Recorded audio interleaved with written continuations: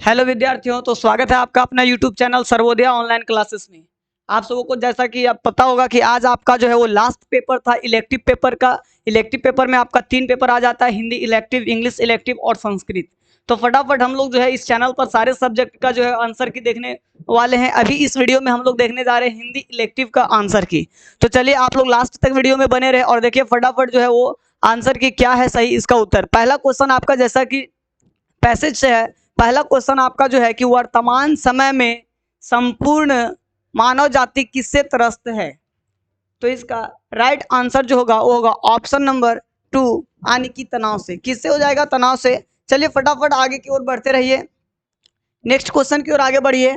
ठीक है, next question आपका जो है वो है कुदरत का अनमोल उपहार क्या है। ये भी आपका पैसेज से क्वेश्चन है। इसका जो राइट आंसर होगा वो होगा ऑप्शन नंबर 2 हंसी।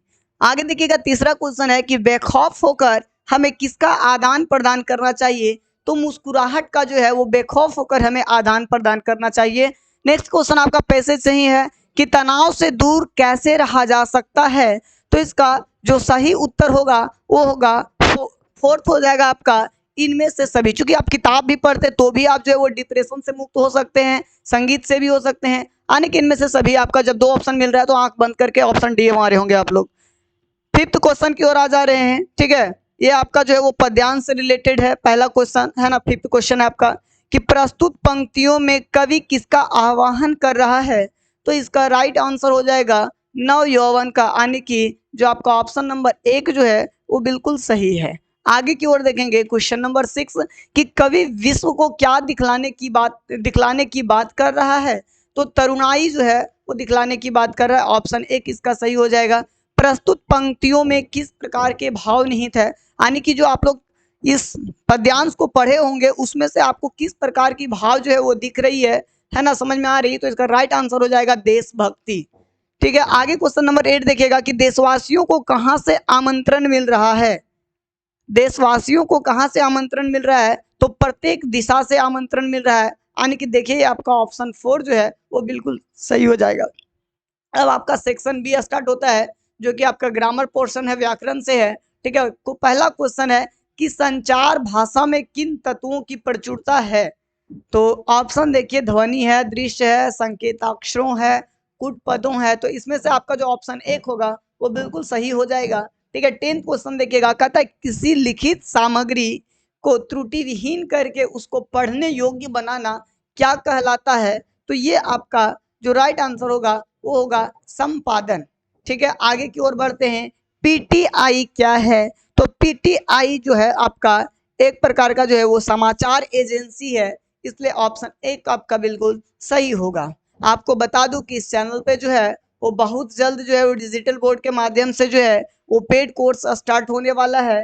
ठीक है, आप सभी विद्यार्थियों से अपील होगा कि इस चैनल पर लगातार विजिट करते रहे। ठीक है, आप पेड कोर्स में अपना इनरोल सुनिश्चित जरूर करवाइएगा। आगे क्वेश्चन की ओर बढ़ते, क्वेश्चन नंबर 12 कि समाचार लेखन में निम्नलिखित में से किनकी भूमिका महत्वपूर्ण होती है। तो ये आपका ऑप्शन नंबर 2 हो जाएगा पाठक वर्ग। सॉरी यहाँ पर देखिएगा, तो इसका राइट आंसर जो हो जाएगा वो हो जाएगा ऑप्शन नंबर 4 संपादक मंडल। ठीक है, एक बार फिर से आप लोग क्लियर कर लीजिए, संपादक मंडल। चूंकि क्वेश्चन पूछ रहा है कि समाचार लेखन में निम्नलिखित में से किनकी भूमिका सबसे महत्वपूर्ण होती है। तो संपादक मंडल कहने का मतलब है कि जो रिपोर्टर का जो पूरा ग्रुप होता है उसका भी बहुत ज्यादा इंपॉर्टेंट होता है। पाठक वर्ग तो है ना सेकेंड पक्ष हो गया आपका। आगे आ जाता है कि विद्यालय में अवकाश हेतु दिए गए आवेदन में से किससे संबोधित किया जाता है। तो इसका राइट आंसर होगा प्रधानाचार्य को। आगे आते हैं, सरकार के कामकाज पर निगाह रखना और उनकी गड़बड़ियों को उजागर करना क्या कहलाता है। तो इसका वॉचडॉग पत्रकारिता होगा। ये आपका हिंदी कोर में भी यही पेपर आया था। यदि आप लोग उसका ग्रामर का पेपर देख के गए होंगे तो ये वहां से भी पकड़ा गया होगा। संचार की प्रक्रिया जब बड़े पैमाने पर होती है तब उसे क्या कहते हैं। संचार की प्रक्रिया जब बड़े पैमाने पर होती है तो उसको जनसंचार नाम दिया जाता है। मल्टीमीडिया का उपयोग किस क्षेत्र में होता है। तो जो ऑप्शन है उसके अकॉर्डिंग आपका सभी हो जाएगा। ठीक है, बिजनेस हो, एजुकेशन हो, मेडिकल हो, है ना, सभी चीज में जो है वो अभी आपका जो है वो मल्टीमीडिया का यूज किया जा रहा है। हिंदी का पहला समाचार पत्र सबसे पहले कहाँ प्रकाशित हुआ है। ठीक है, तो ये हो जाएगा आपका कोलकाता। ठीक है, ऑप्शन 1 सही हो जाएगा। सूचनाओं का संकलन कर संपादक तक पहुंचाने की जिम्मेदारी किसकी होती है। पत्रकार की होती है, ऑप्शन 1 सही हो जाएगा। ठीक है, आगे आ जाता है आपका बुक का सेक्शन है ना, सेक्शन सी। ठीक है, ये आपका किताब से एक पद्यांश जो है उठाकर दिया गया है। कहता प्रस्तुत पंक्तियों के कवि कौन है, तो आप बढ़िया से पढ़िए, ये आपका जो है वो कबीर जी की पंक्ति है। आगे आपका कहता है अरे इन दोहुन राह न पाई में किन दो धर्म के लोगों का वर्णन किया गया है। तो कबीर जी की जहां भी कविता आए आंख मूंद कर आपको हिंदू और मुसलमान मारना चाहिए। ठीक है, क्योंकि ये हिंदू मुसलमान में ज्यादा जो है वो काम किए हैं। आगे आप देखिएगा, हिंदू अपनी बड़ाई करते हैं परंतु किसके पैरों तले सोते हैं, तो ये आपका हो गया वैश्या। ठीक है, खाला का अर्थ, नेक्स्ट क्वेश्चन है कि खाला का अर्थ क्या होता है, तो खाला ये आपका जो उर्दू वर्ड है। ठीक है, ये आपका मौसी होता है इसका मतलब। ठीक है, आगे देखेंगे कबीर के पदों में किस पर व्यंग किया गया है, तो बाह्य आडंबर, धार्मिक कुरीतियां, ये दोनों चीजों पर जो है वो कटाक्ष किए हैं, है ना, कबीर जी। आगे देखते हैं खेल में श्री कृष्ण हार जाते हैं पर जीतता कौन है, सुदामा। उनके जो बचपन के मित्र हैं सुदामा, वो जीतते हैं। आगे है तुलसीदास किस काल के कवि हैं, तो तुलसीदास आपका आ जाएंगे भक्ति काल में। ठीक है, ऑप्शन 3 सही हो जाएगा। कहता है झहरी झहरी झीनी बूंद है परती मानो में झहरी झहरी में कौन सा अलंकार है। आप देखिएगा यहाँ पर शब्द की पुनरावृत्ति हुई है, तो आप आराम से जो है वो पुनरुक्ति, है ना, अलंकार मार सकते हैं। ऑप्शन 1 आपका सही हो जाएगा।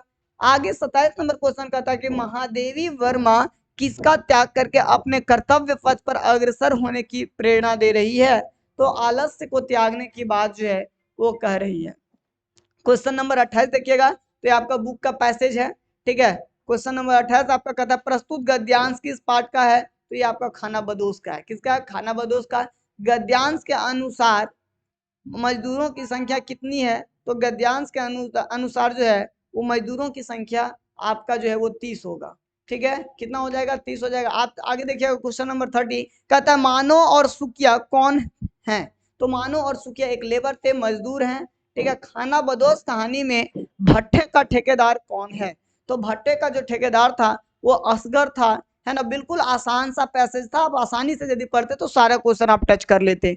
उसकी माँ, नेक्स्ट क्वेश्चन है, उसकी माँ कहानी के लेखक नौकर के हाथ में किसका कार्ड देखकर थोड़ा घबरा गए, तो पुलिस सुपरिटेंडेंट जो थे उनका लेटर देखकर जो है वो घबरा गए थे। बलिया के ददरी मेले में भारतवर्ष की उन्नति कैसे हो विषय पर किसने भाषण दिया, तो भारत तेंदु हरिश्चंद्र जी जो है वो इस टॉपिक पर भाषण दिए थे।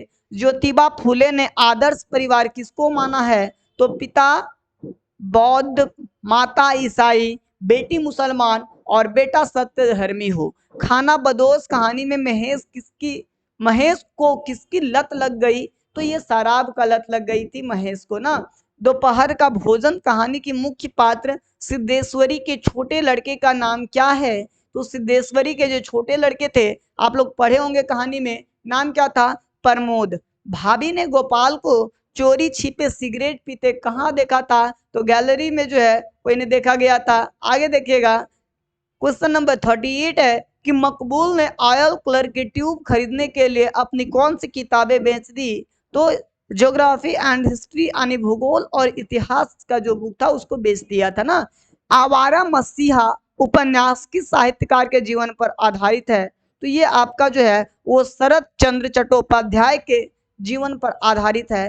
लास्ट क्वेश्चन से पहले फिर से मैं आपको बता दूं डियर स्टूडेंट्स कि बहुत जल्द जो है इस चैनल पर जो है इस एक एप्लीकेशन के माध्यम से जो है डिजिटल बोर्ड के माध्यम से जो है वो आपका पेड कोर्स जो है वो स्टार्ट किया जाएगा और वो काफी मिनिमम खर्च में होगा, है ना। सर्वोदय टीम पूरा एफर्ट कर रही कि कम से कम प्राइस में जो है वो झारखंड के वैसे विद्यार्थियों को पढ़ाया जहाँ पे आपका जो है वो बेहतरीन टीचिंग का जो है वो अभी तक जो है वो इंस्ट्रूमेंट आपका जो प्रोवाइड नहीं है, आप नहीं पढ़ पा रहे, चाहे आपकी मजबूरी वो एजुकेशन सिस्टम हो या मजबूरी आपका इकोनॉमिकल कंडीशन हो, वो कहीं नहीं बाधा बननी चाहिए। इसीलिए सर्वोदय टीम जो है वो बहुत एकदम न्यूनतम प्राइस पे जो है वो लेकर आ रही है। इसका डेमो क्लास बस कुछ ही दिनों में जो है वो स्टार्ट कर दिया जाएगा यूट्यूब चैनल के माध्यम से। यदि आपको वो डेमो क्लास अच्छा लगेगा तो आप जो है एप्लीकेशन पर जो है वो आप इंडॉल्व ले सकते हैं, अपना 2024 का पेपर जो है वो बढ़िया कर सकते हैं, आप बेहतर रिजल्ट कर सकते हैं।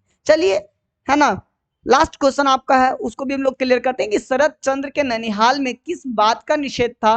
तो शौक पालना का जो है वो निषेध था। और ये रहा आपका 40 क्वेश्चन का पूरा सही उत्तर। आपका कितना सही हुआ कमेंट बॉक्स में जो है वो जरूर बताएं। और क्या आप पेड कोर्स लेना चाहते हैं नहीं लेना चाहते हैं, उसका भी रिप्लाई मुझे कमेंट बॉक्स में दे। और अच्छा कमेंट करने का प्रयास करें ताकि मुझे मोटिवेट मिले और मैं आपके लिए जो डेमो क्लास की वीडियो लेके आऊं वो काफी शानदार हो। ठीक है, आपका एक एक कमेंट हमारी ऊर्जा को बढ़ाएगी। लास्ट तक वीडियो में बने रहने के लिए बहुत बहुत धन्यवाद।